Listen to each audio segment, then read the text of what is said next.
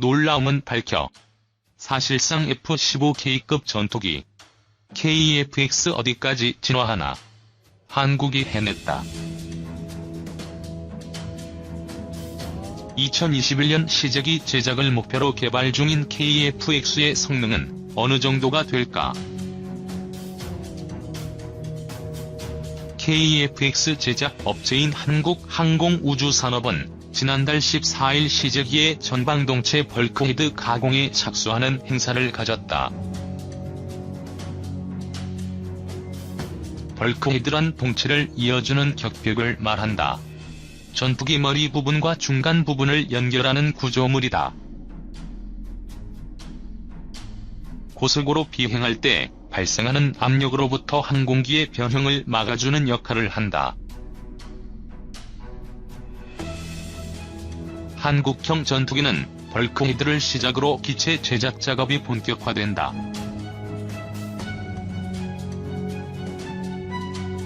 오는 9월까지 전투기 형상 설계의 마지막 단계인 상세 설계 검토를 끝내고 2021년 시제 1호기가 출고된다. 2022년 첫 비행이 예정돼 있다.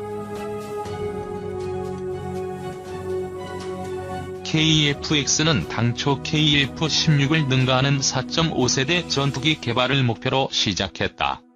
전투기의 세대 분류는 등장 시기와 주요 탑재 무장, 항공 전자장비 특성 등으로 구분한다. 미국산 전투기로 한정하면 F-22, F-35 등 스텔스 성능을 지닌 전투기가 5세대로 분류된다. 4세대급에선 현재 우리 공군의 주력 전투기인 F-15K가 최강으로 꼽힌다. F-15K를 하이급 KF-16을 미들급 4세대 전투기로 부른다. 군사 전문가들은 KF-X의 성능이 F-15K급이 될 것이라고 예상한다.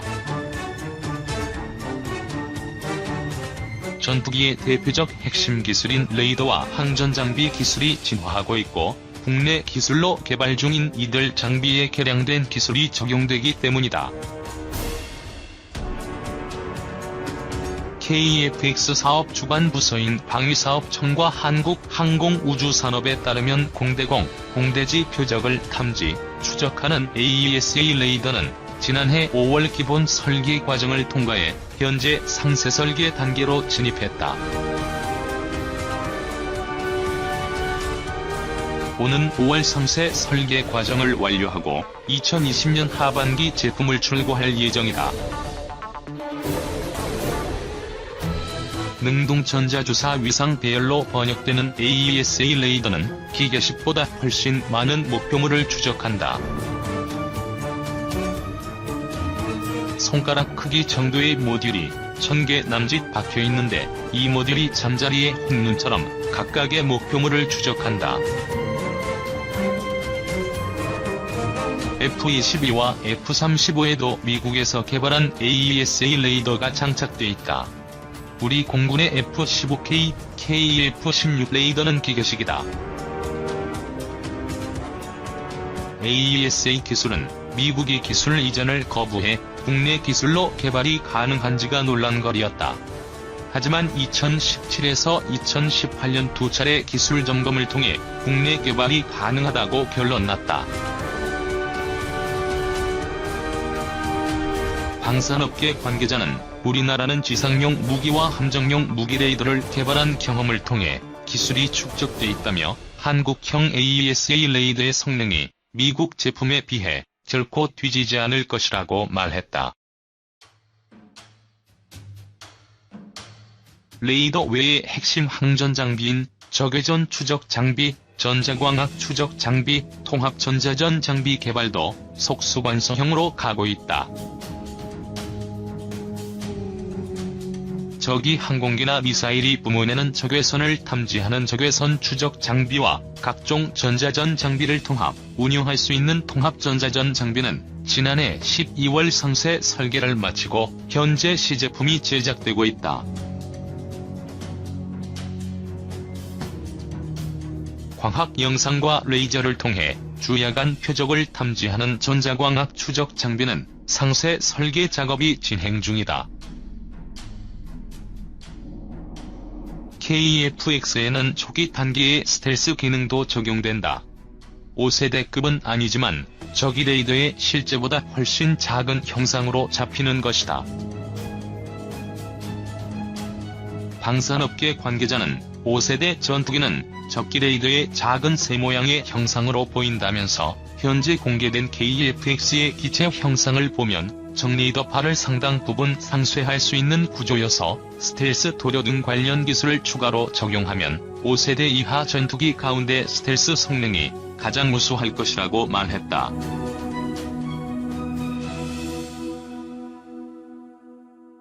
KF-X 사업은 진화적 개발 개념인 블럭 개념을 적용한다.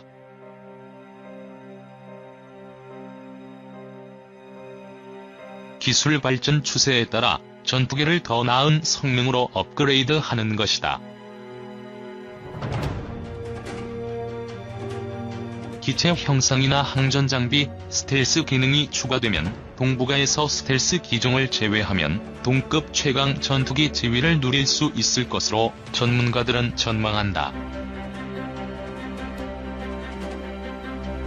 2. 공중급유기 도입 시 한국 공군력이 3배 증가하는 이유.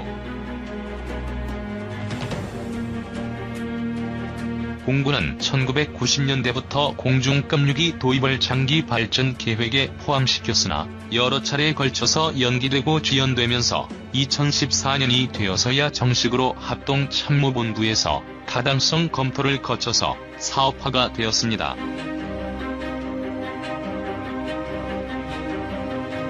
에어버스와 보잉 그리고 IAI가 최종 입찰에 응하여 방위사업청에 제안서를 제출하였고 2015년 6월 30일에 A330MRTT가 한국 공군 KCX 사업 대상 기종으로 최종 선정됩니다. A330MRTT는 이미 영국과 호주, UAE, 사우디아라비아에서 운용 중이며 프랑스와 싱가포르, 그리고 네덜란드 등이 발주를 한 공중급유기로 이미 넓게 시장이 확보된 상태이기 때문에 안정적인 장기 운용 유지와 업그레이드 프로그램 소유 창출이 가능한 기반이 마련되어 있습니다.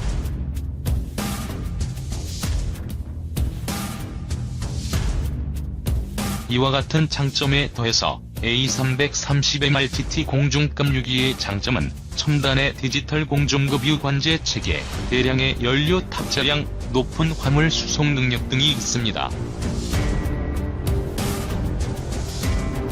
A330MRTT 공중급유기를 도입하여 운용하고 있는 국가들은 그 성능에 만족하여 추가 도입을 추진하고 있으며 급격한 공군력 확대와 현대화를 추진 중인 카타르도 A330MRTT에 관심을 보였습니다. 이처럼 전세계에서 인정받고 있는 공중급유기 A330MRTT의 도입으로 인해 한국군은 어떠한 변화가 생길까요? 흔히 공중급유기를 도입, 운용하게 되면 공군력이 3배 이상 증가하는 효과가 있다는 것이 전문가들의 정설입니다. A 공중급유기가 설마 그 정도겠어? 라고 생각하는 분들을 위해 한국 공군에서 A330MRTT가 어떻게 구현하게 되는지 구체적으로 살펴보겠습니다. 우선 전시 초기에 높은 소티 소요를 수용할 수 있으며 동일한 기간 동안 동일한 소티로 더욱 큰 효과를 만들어낼 수 있다는 점입니다. 이는 공중급유기 없이 보유 작전 항공기 숫자를 2에서 3배가량 대폭 증대시킨 것과 같은 효과를 창출합니다. 이는 보유 전술기 숫자가 감소 추세에 있는 한국 공군의 문제 해결에 큰 보탬이 될 것입니다.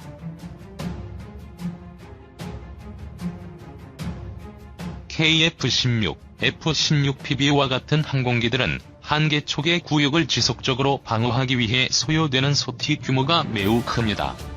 항공기의 특성에 맞게 초계 구역 공간을 설정해야 하기 때문에 KF-16 등은 F-15K의 그것과 같은 방대한 초계 구역을 커버하기 어렵습니다.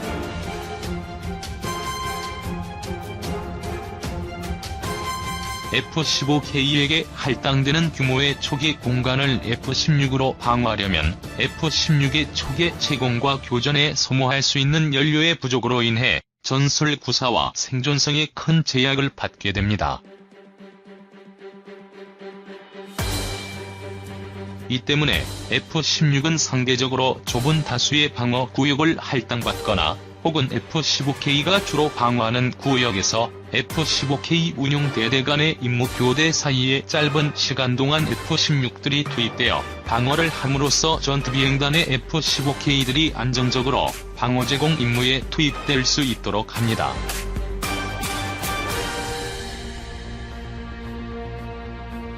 자칫 잘못하면 가용 세력 부족 문제에 직면할 수 있고, 이는 적군의 방공망 제압에 소요되는 기간을 길어지게 만드는 치명적인 약점으로 작용됩니다. 이 문제는 A330MRTT 공중급유기의 도입으로 F-16 전투기의 제공 시간을 증대함으로써 해결할 수 있습니다. F-16 전투기가 각 방어구역에서 제공하는 시간을 공중급유기가 대폭 증가시킴으로써 지속적인 방어 제공 임무 수행을 위해 필요로 하는 소티 소요를 격감시키게 되기 때문입니다.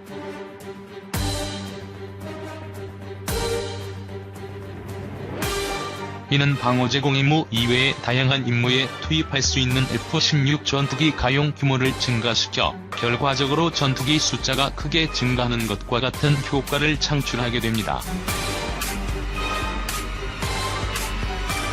공중급유기 운용의 또 다른 장점은 P급유 항공기의 성능을 대폭 향상시킨다는 점입니다. F-15K는 흔히 10톤 이상의 무장 탑재력을 보유한 항공기로 언급됩니다.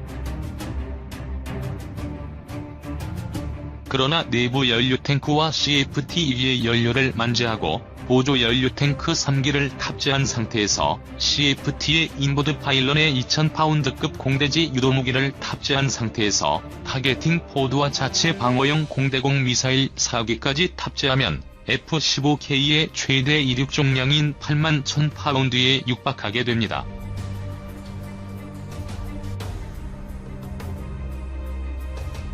이렇게 되면 연료 탑재량은 당연히 줄어들게 되고 중량과 항력이 크게 증가하여 행동 반경은 크게 감소하게 됩니다. 아울러 작전 공역에서 F-15K가 소모할 수 있는 연료 여유가 크게 감소함에 따라 항공기의 생존성도 크게 떨어지게 됩니다. A330MRTT는 이 문제를 해결함으로써 F-15K의 작전 능력을 향상시킬 수 있습니다. 최대 이륙重량 문제 때문에 연료를 만재하지 못하고 이륙한 F-15K에 공중급유를 함으로써 생존성이 크게 향상됩니다. 이처럼 올해부터 내년까지 도입되는 A330MRTT 공중급유기 4대의 도입은 한국 공군의 작전 능력을 획기적으로 향상시킬 것입니다.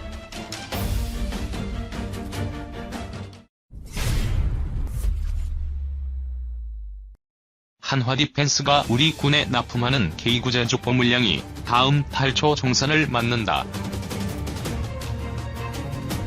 일감절비역을 막기 위해 한화디펜스는 중동과 아프리카 등 미개척지로 수출을 확대하는 데 총력을 다하고 있다. 14일 한화디펜스에 따르면 다음 달 초를 끝으로 한국군에 배치되는 K구자 족보 양산이 마무리된다. K구자 족보는 한화디펜스가 국방과학연구소와 함께 1998년 국내 기술로 독자 개발해 2000년부터 모두 11차례 걸쳐 1000여 대 실전 배치됐다. 한화디펜스는 2017년 말 한국군과 마지막 K구자 족보 물량인 3063억 원 규모의 11차 양산 계약을 맺었다.